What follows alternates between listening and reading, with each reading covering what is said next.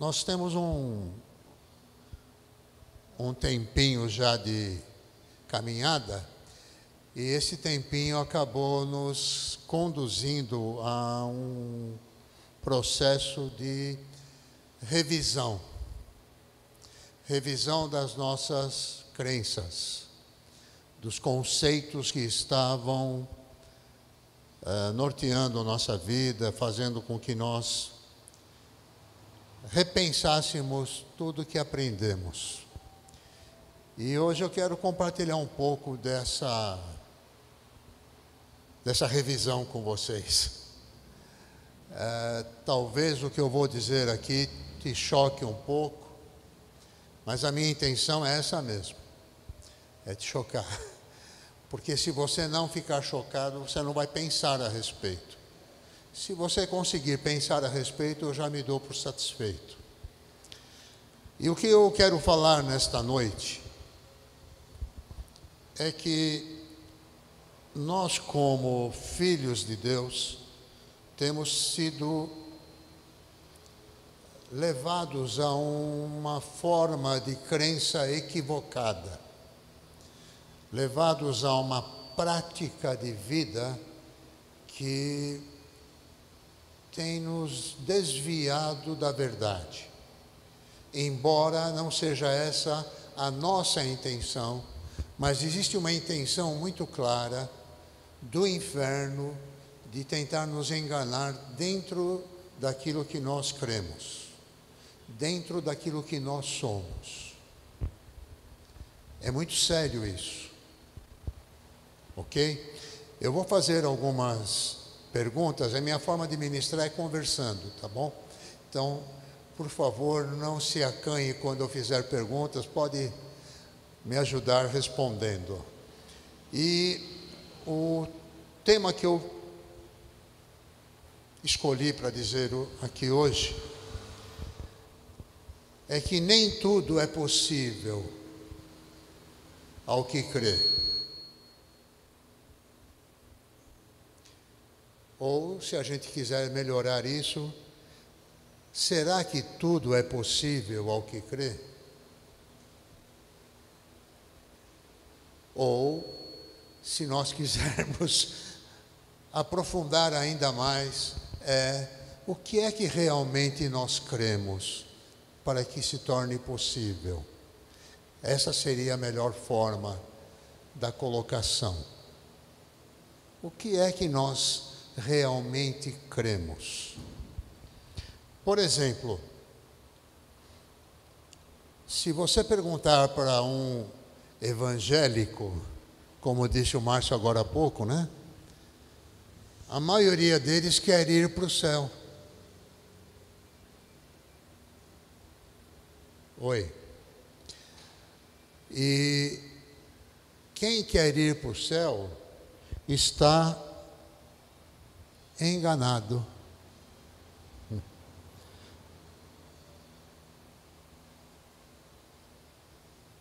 Por que eu estou dizendo isso?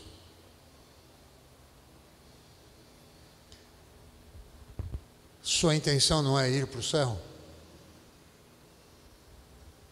Oi? Sim ou não, gente? É ir para o céu?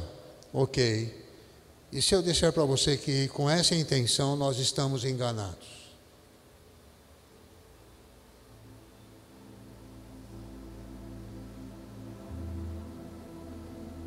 Ih, está inventando coisa, né?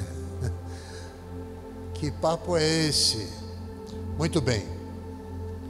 Eu quero mostrar aqui por que eu estou dizendo isso. Eu vou pedir para você abrir o seu tablet, seu celular, sei lá o que você usa aí, para que você possa não somente ouvir o que eu estou dizendo, mas que você possa absorver lendo, permitindo que isso que vai ser lido e falado aqui penetre no seu coração, no seu íntimo, na sua alma, no seu espírito.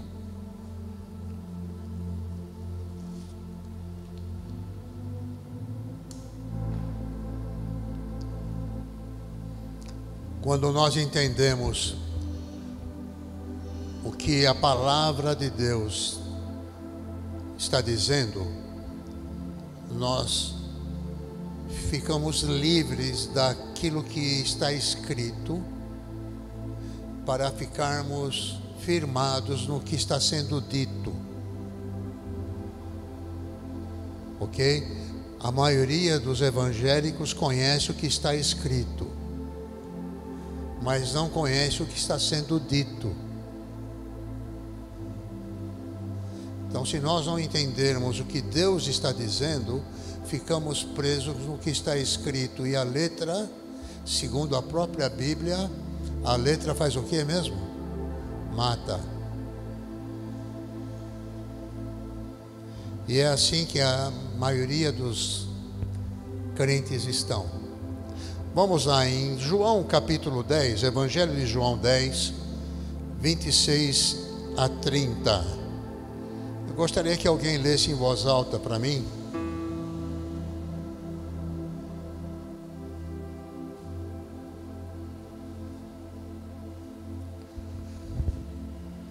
Já acharam?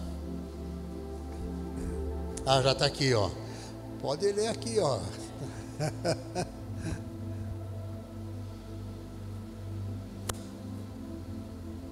Essa é a linguagem de hoje? NVI, tá bom. Eu vou ler na minha aqui, então.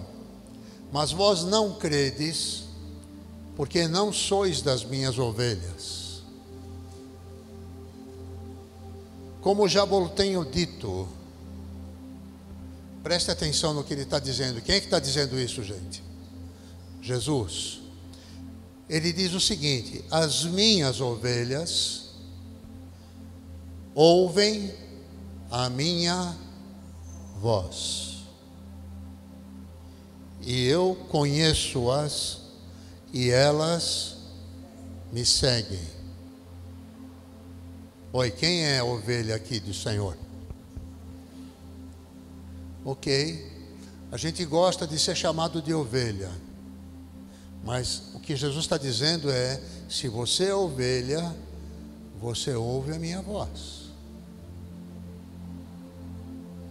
E quem me ouve, me segue. Eu as conheço. E olha o que ele complementa aqui: vou dar-lhes a vida eterna. É isso que está escrito, não? Dou-lhes a vida eterna, nunca hão de perecer, e ninguém as arrebatará da minha mão.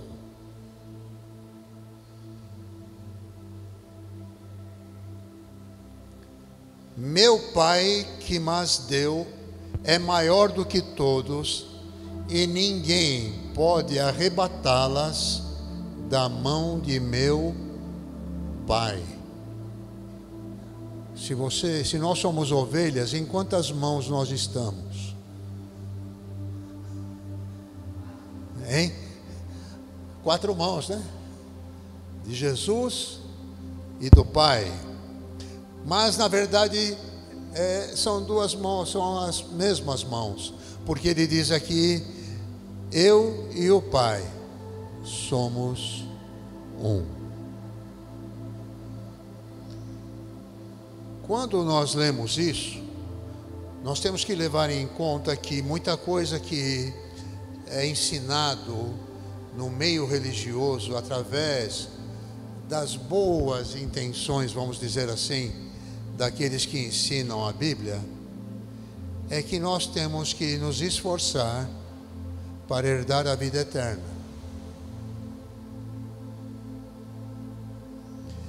E se eu tenho que me esforçar para herdar a vida eterna, é porque eu ainda não conheço quem me salvou. Porque quem me salvou disse que já deu a vida eterna.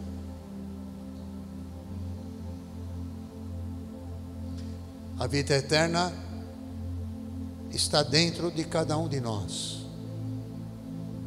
E o que é a vida eterna? É a vida no Espírito.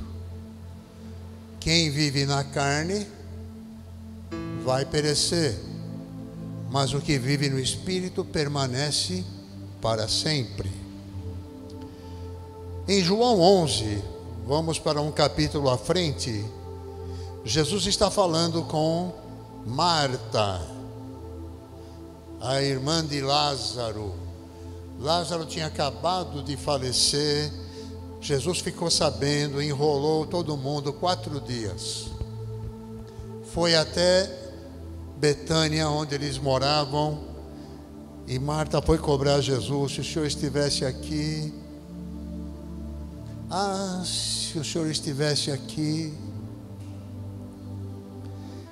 E Jesus disse isso no versículo 25 a 27 do capítulo 11: eu sou a ressurreição e a vida. Quem crê em mim, ainda que esteja, como é que está aí, gente?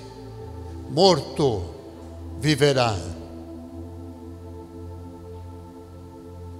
Antes de continuar, como é que pode um morto crer?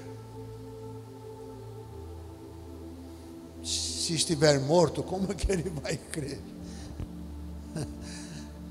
Jesus está dizendo que quem está vivendo num estilo de vida que não tem sentido, que não tem sustentação em si mesmo, está morto. E essa pessoa que crer em Cristo viverá, mesmo que esteja morto. E ele diz: todo aquele que vive e crê em mim nunca morrerá. E ele faz uma pergunta para Marta: crês tu isto? Está escrito aí? Tu crês nisso? E sabe o que aconteceu com Marta, gente?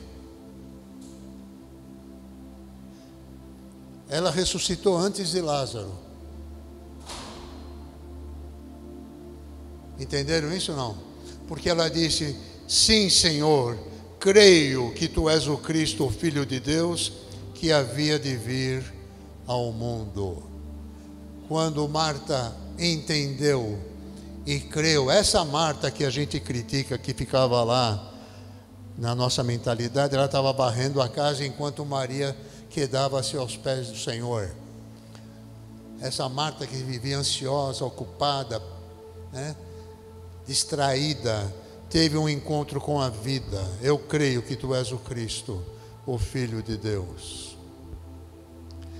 Gente, o que nós precisamos é parar para avaliar que o que você e eu esperamos dentro do caminho que nós queremos ou dizemos que estamos seguindo. Porque para as maiorias das instituições evangélicas, se você não cumprir com determinadas doutrinas, você não está apto para herdar o reino de Deus. Na verdade, quando ensinam dessa maneira, eles estão mais tirando você do reino que já foi dado do que ajudando você a entrar nele. Criando um monte de paradigmas e regras que mais servem para agradar uma mentalidade litúrgica, religiosa, e eu vou dizer que é mais demoníaca do que outra coisa. Porque hoje, se você entrar numa reunião, não fizer cara de santo, fechar os olhos, levantar as mãos, fazer ginástica aeróbica evangélica, não é considerado do meio, não é apto.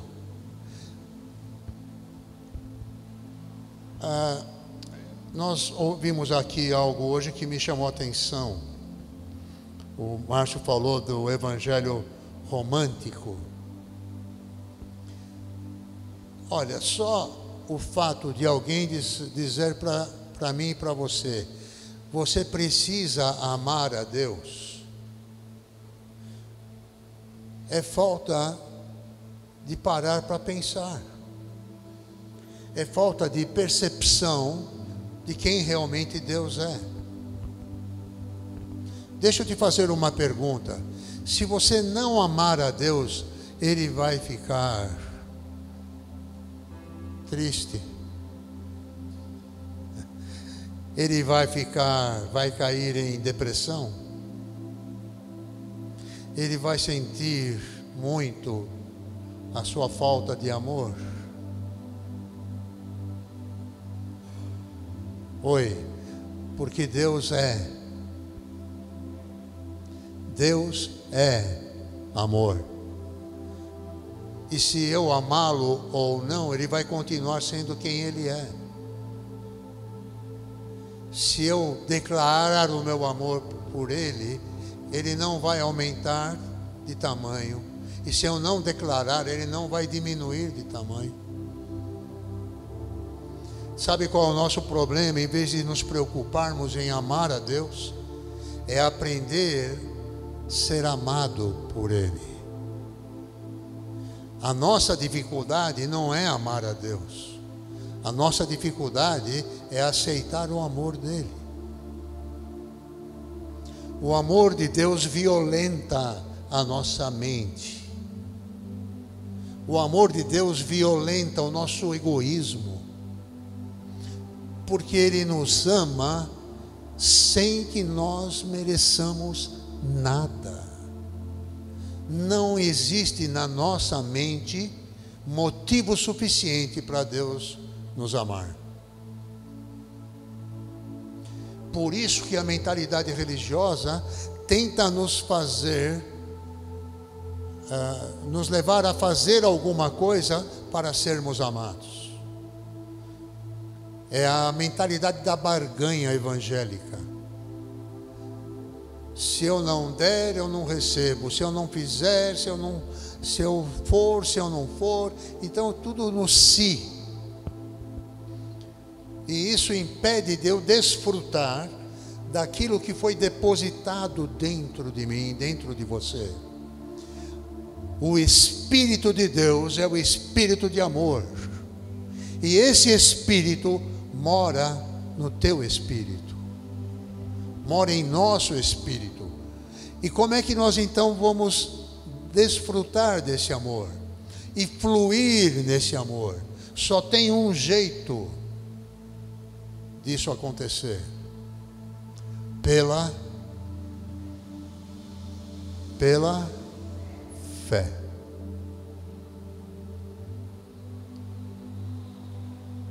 Quem quer agradar a Deus aqui? Oi, quem quer agradar a Deus aqui? Qual a única maneira que a gente agrada a Deus? Pela fé. O amor de Deus funciona pela fé. A graça funciona pela fé. O perdão é pela fé. A vida eterna que já está dentro de cada um de nós é pela fé. Então, quando entendemos isso, ficamos livres daquele peso de querer fazer coisas para Deus.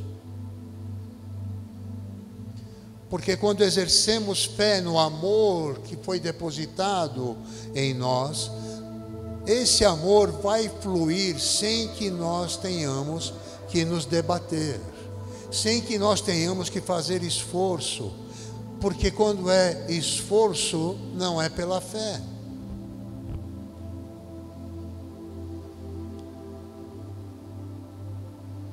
Em João 14, Jesus falou assim, versículo 12: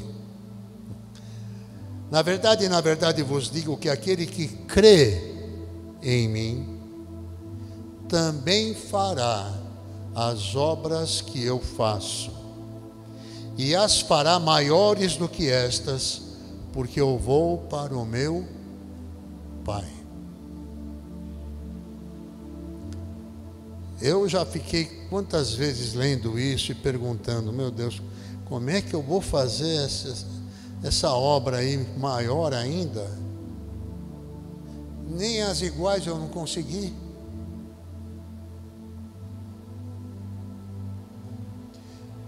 E o que está impedindo que eu faça?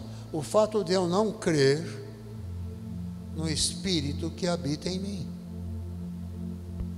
O fato de eu não descansar na soberania de Deus, que é liberada, que é manifesta na ação do Espírito Santo.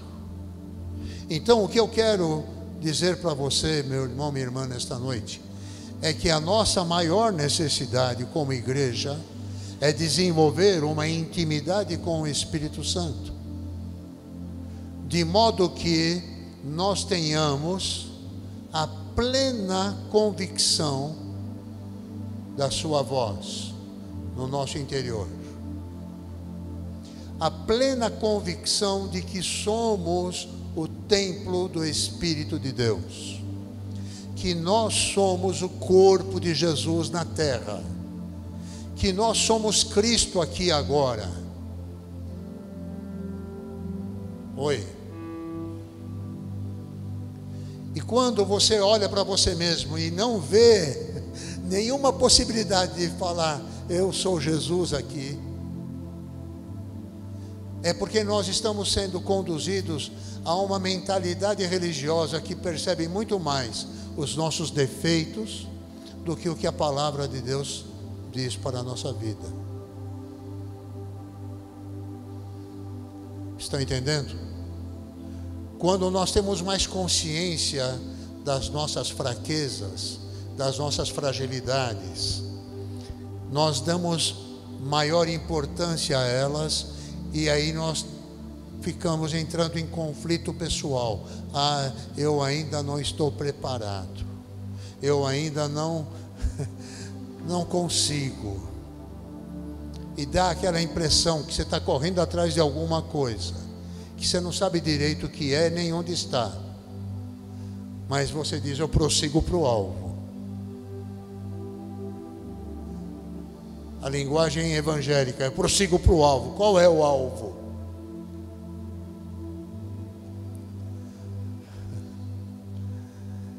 Meu irmão, minha irmã, eu vou te dizer aqui um princípio, um comecinho de um entendimento do que é o alvo.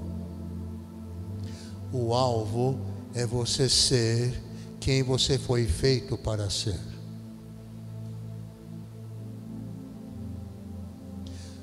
O propósito de Deus para a sua vida não está no seu futuro.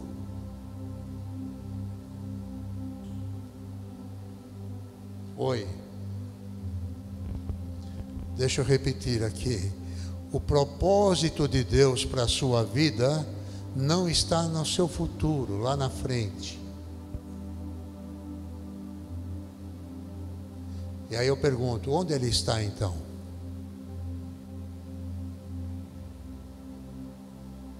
Oi, eu fiz uma pergunta, vamos ver se a gente consegue responder. Onde está o teu propósito? Mais alto, eu não ouvi. Onde você está? Eu acho que não. Eu acho que tem algo mais importante do que o presente. Olha, nós todos usamos um versículo com muitas vezes. Todas as coisas contribuem, vamos lá, para o bem daqueles que amam a Deus, daqueles que são. E a continuação do versículo? Daqueles que são chamados segundo o seu propósito. Então, todas as coisas vão contribuir na sua vida, desde que você entenda e caminhe no propósito para o que você foi criado. E quando esse propósito foi dado a você?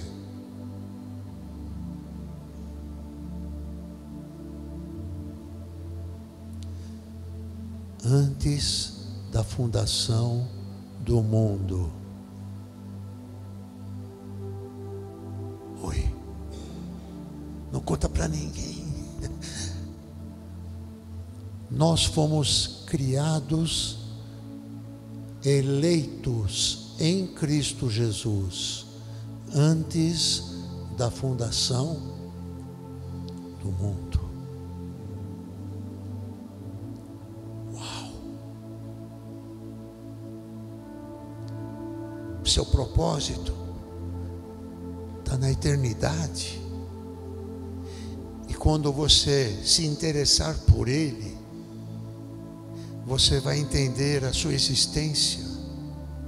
E quando você entender a sua existência, todas as coisas fluirão, contribuirão para o seu bem, porque vai realizar o propósito. Ah, pastor, como é que eu descubro isso? Intimidade com quem mora dentro de você.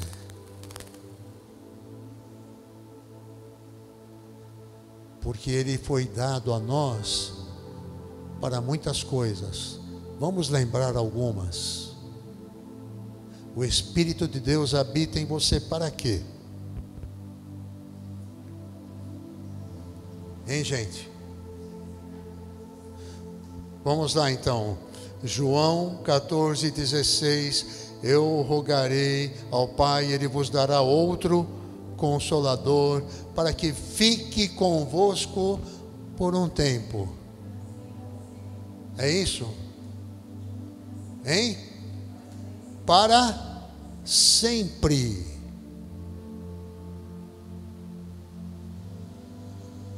O Espírito da verdade que o mundo não pode receber, porque não o vê nem o conhece, mas vós o conheceis, porque visita vocês. Habita em vós ou convosco e estará em vós. Eu me lembro que quando eu cantava derrama, Senhor, do teu Espírito, derrama. A gente pede para Deus derramar um monte de coisa que já foi derramado. O que Deus quer fazer não é derramar, Ele já fez isso. Deus quer que nós permitamos que Ele se manifeste, que Ele suba, não é no sentido de baixo da terra, mas dentro de nós, que Ele assuma o comando, que Ele nos conduza, que Ele nos ensine, que Ele nos faça lembrar. Oi, Ele vos fará o quê? Lembrar.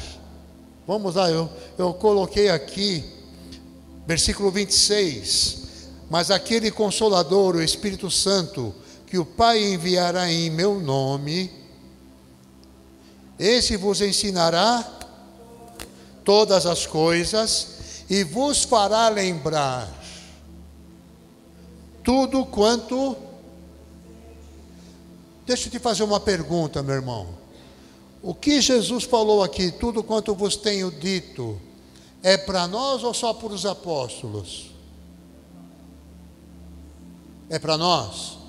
Então, quando foi que Ele disse alguma coisa para nós, que o Espírito Santo vai nos fazer lembrar?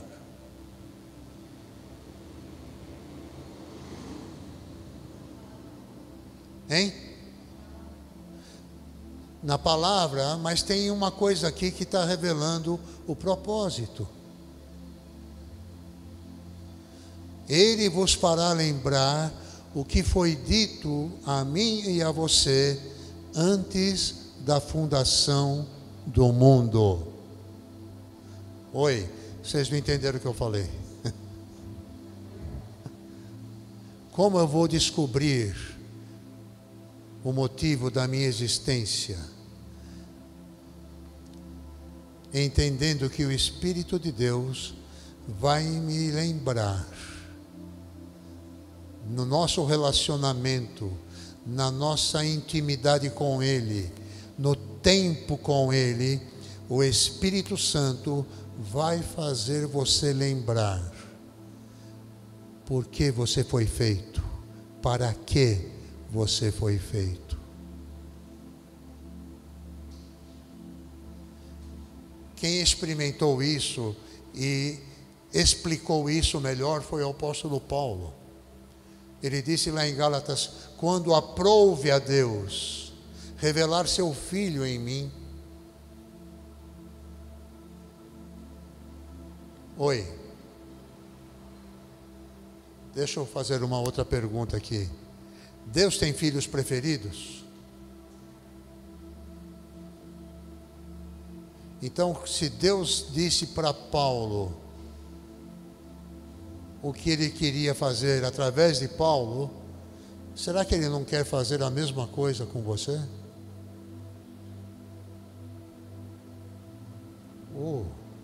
Eu não sei porque você está triste. Mas é motivo de você tomar posse disso. O tempo que você gasta orando no Espírito, você não gasta, você ganha. É Deus depositando no seu espírito mistérios que você, na mente natural, não alcança. Mas no tempo de Deus, você vai receber o entendimento. No tempo de Deus, vai subir à sua mente, ao seu coração, e no seu espírito ficará claro o que Deus quer fazer em você, através de você. Deus quer revelar Cristo em você. Por que em você? Porque nele nós fomos criados. Você não foi criado aleatoriamente. Quando Deus gerou Jesus, se é que nós podemos falar isso, nós fomos criados, gerados em Cristo Jesus. Fomos feitos nele. O inimigo não quer que você entenda e acredite nisso. E por isso ele tenta deturpar a nossa mentalidade. E a melhor maneira de nos deturpar é fazer com que nós tenhamos uma mente religiosa. É acreditar que precisamos fazer algo, que aquilo que Deus tem para nós está no futuro.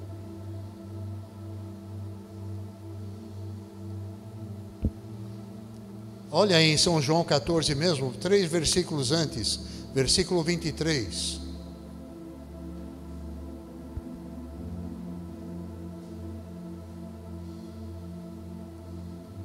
Alguém pode ler aí para mim, não? Em voz alta?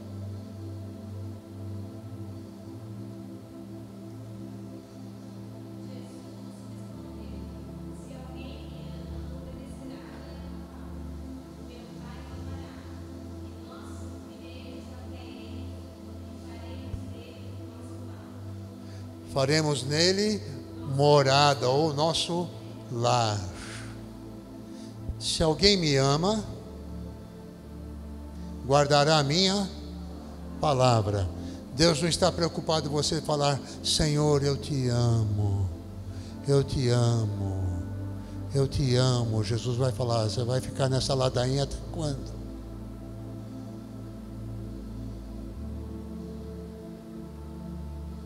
Você vai ficar falando isso e a minha palavra... Oi, estão entendendo o que eu estou dizendo? Se alguém me ama, guardará a minha palavra. E quando você guarda a palavra, não é guardar no sentido de decoreba, é entender que esta palavra é o que te liga realmente na verdade de Deus, no caminho de Deus, na vida de Deus. E quando você guarda a palavra, diz que meu Pai o amará e viremos para ele e faremos nele morada.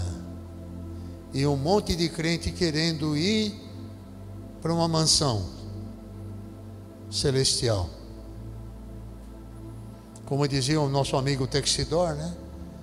Eu tenho uma mansão, minha mulher tem outra, meu filho tem outra. Lá no céu ninguém vai ficar junto.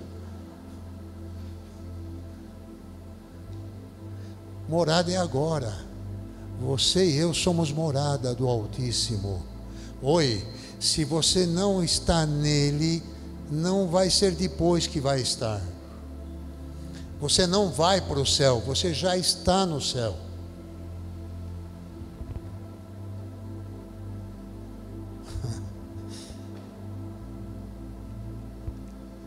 Amém. Vamos terminar entendendo algo aqui que é de suma importância. São João 16, do 7 ao 12. A única maneira de você não receber tudo que Deus te deu é por um único motivo. E eu vou dizer aqui agora, o texto vai mostrar isso. Todavia digo-vos a verdade, que vos convém que eu vá, porque se eu não for, o Consolador não virá a vós, mas quando eu for, vô-lo enviarei. Quando ele vier, ele já veio? Convencerá o mundo do pecado, da justiça e do juízo. Ponto aqui, olhe para mim antes de continuar. Isso nós falamos de cor e salteado. O Consolador vai convencer o mundo do... Vamos lá, gente. Do pecado e do juízo. Mas olha o que Jesus falou no primeiro item. Do pecado, porque não creem em mim. E a gente lê isso e pensa que ele está falando com a turma lá de fora.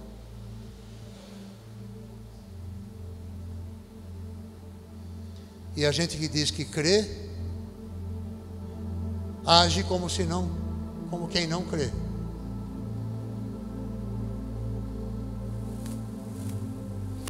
Deixa eu fazer uma pergunta bem ridícula aqui.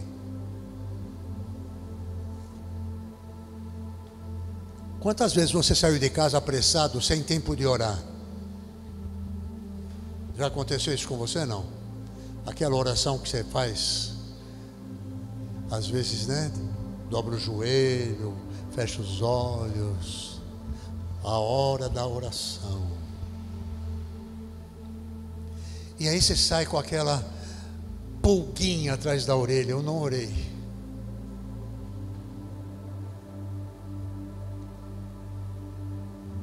Sabe o que vai acontecer com você porque você não orou? Nada. Porque não é a sua oração que te garante. A sua oração deve ser apenas reconhecer que você está em Cristo e que nada nem ninguém pode te separar dele. Oi, que ele mora em você. Oi, que se você não tiver tempo de ligar para ele na oração, ele vai ficar triste e vai deixar o bicho te pegar lá na frente. É um monte de minhoca que se enfia na cabeça, orando em todo o tempo aonde? No Espírito. Você está trabalhando? Você está no Espírito ou só na carne? Você está tomando banho? Você toma banho só na carne ou o teu Espírito está junto? Você fala para o teu Espírito, ó, fica lá do lado de lá do box, quando eu sair senta. Nosso Espírito está aí. É nele que Jesus habita. O Espírito Santo habita no teu espírito. A comunhão é constante, é contínua, é online. Não tem como você desligar isso. Então tira da sua mente toda a liturgia que você se impõe para ser aprovada, para ser aprovado, para ser aceito. Deus não te aceita pelo que você faz. Ele te aceita porque Jesus entrou na sua vida. e o Espírito Santo conduz você.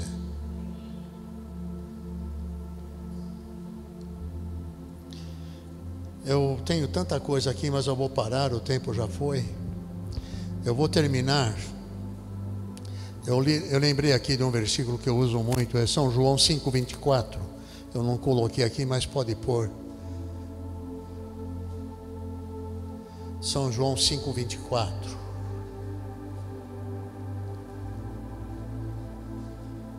Em verdade vos digo, vos asseguro, que quem ouve a minha palavra e crê. O problema é que a gente fala da palavra, ouve a palavra, lê a palavra, mas não crê. Porque quando a gente crê, olha o que acontece. Como é que está aí, gente? Tem a vida eterna. Que mais? Não entra em juízo, em outra versão diz condenação. Não vai passar por julgamento. Mas vai passar? Já passou da morte para a vida. Quem disse isso? Pastor? Apóstolo? Evangelista? Quem disse é o autor da salvação. Quem disse isso garante o que está dizendo. Você creu, recebeu, está salvo, não vai passar por condenação nem juízo, já tem a vida eterna. E muito crente querendo ir para o céu ainda. Misericórdia. Por isso, quando Jesus falou lá, naquele dia, muitos dirão: Senhor, em teu nome eu fiz isso, fiz aquilo. Ele vai dizer: eu não conheço, vocês nunca tiveram aqui. Aqui aonde?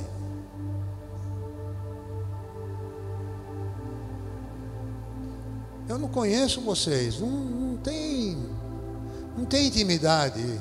Eu falo, vocês nunca me ouviram, agora vocês querem que eu ouça? Eu não conheço. Porque as minhas ovelhas ouvem a minha voz. Elas me conhecem.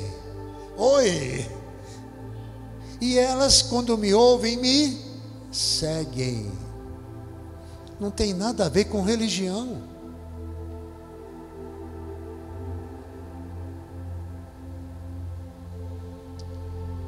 Por isso que muitas vezes, eu vou dizer uma coisa aqui meio séria, gente. A maior parte das pessoas que frequentam a igreja não gostam de ouvir essas coisas que eu estou falando aqui. Sabe por quê? Porque joga a responsabilidade em si mesmo. É mais fácil frequentar um lugar que você vai ouvir assim: Deus vai te abençoar, Deus vai te dar a vitória, Deus vai abrir as portas, Deus é teu funcionário.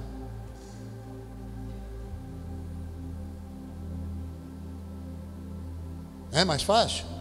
Eu dou lá uma oferta e Deus faz as coisas que eu preciso, está tudo bem.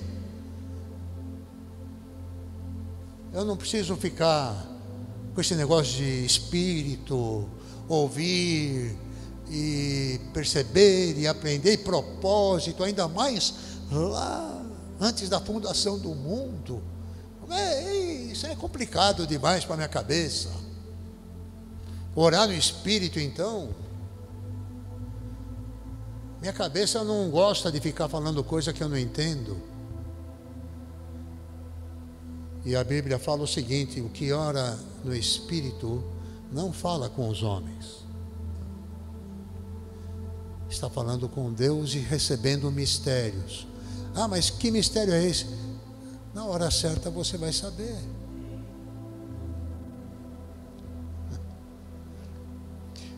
Terminando, 1 de João 2,27.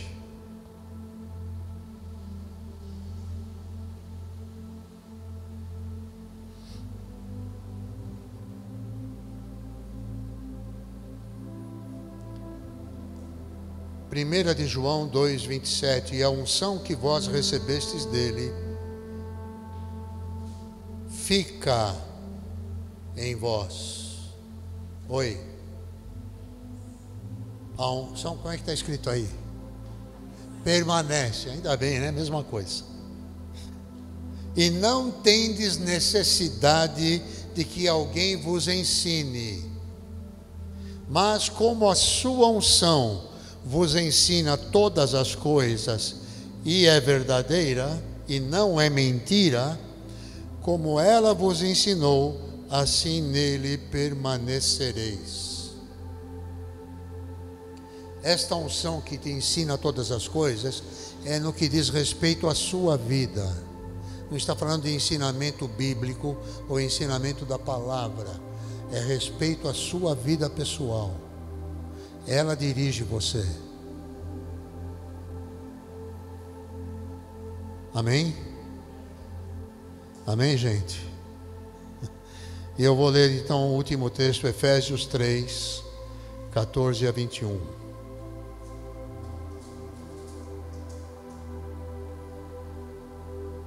Efésios 3, 14 a 21.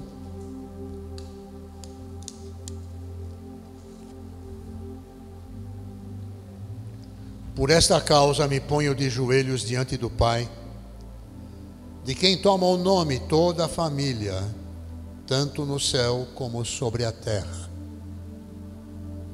Quem está falando isso? O apóstolo Paulo. Para que, segundo a riqueza da sua glória, vos conceda que sejais fortalecidos com poder, mediante o seu Espírito, no homem interior.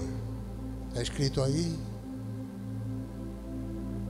No vosso âmago. O homem interior não é o homem lá de Piracicaba, né? É homem interior, seu espírito. E assim, habite Cristo no vosso coração pela fé. Estando vós arraigados, como é que está essa versão? Arraigados também, fundamentados ou alicerçados em amor, a fim de poderdes compreender. Diga comigo, compreender com todos os santos qual é a largura, o comprimento, a altura, a profundidade, e conhecer o amor de Cristo, que excede todo o nosso entendimento, para que sejais tomados de toda a plenitude de Deus. Ora, aquele que é poderoso para fazer infinitamente mais de tudo quanto pedimos ou... Espera um pouquinho aqui. Eu não perguntei agora há pouco, quando você sai de casa sem orar, como você fica preocupado? Sabe o que o Paulo está dizendo? Que ele é poderoso para fazer muito mais do que você pensou. Nem pediu. Ele diz, pedimos ou pensamos, conforme o seu poder que opera em nós. A ele seja a glória na igreja e em Cristo Jesus, por todas as gerações e para todos sempre. Amém. Amém.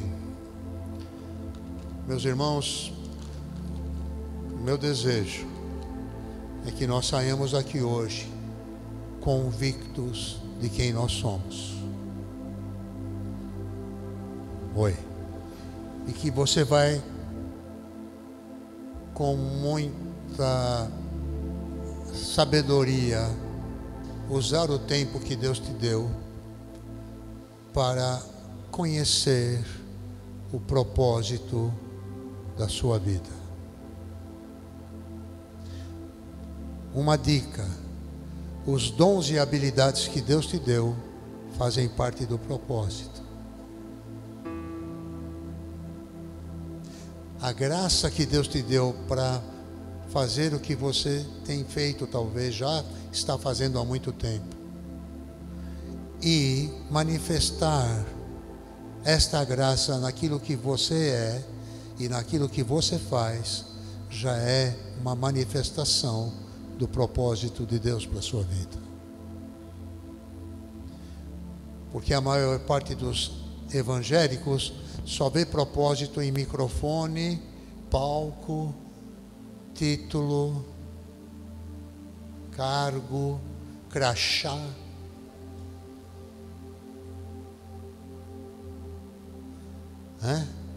Quem aqui sabe o nome do menino que emprestou 5 pães e 2 peixes para Jesus?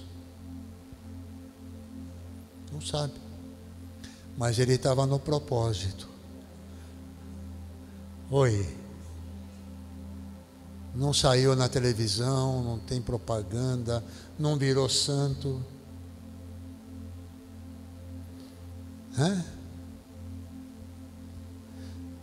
E tem tantos outros que nós podemos usar aqui, mas o importante é você entender que você é extremamente amado por Deus.